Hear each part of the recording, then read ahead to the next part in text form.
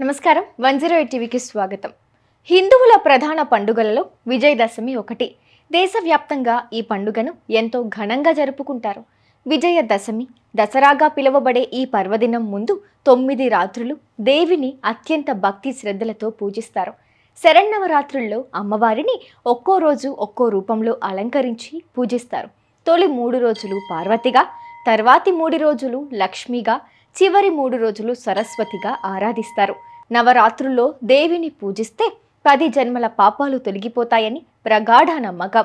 శరన్నవరాత్రుల్లో నవదుర్గల అలంకారంలో పరాశక్తి దర్శనమిస్తుంది. నవరాత్రుల్లో మొదటి రోజు అమ్మవారు త్రిశూల ధారిణి అయిన హిమవంతుని కుమార్తెగా, శైలపుత్రిగా నంది వాహనంపై భక్తులకు దర్శనమిస్తుంది. శైలపుత్రి దేవికి పాడ్యమి రోజు విశేషంగా సమర్పించే నైవేద్యం పులగం.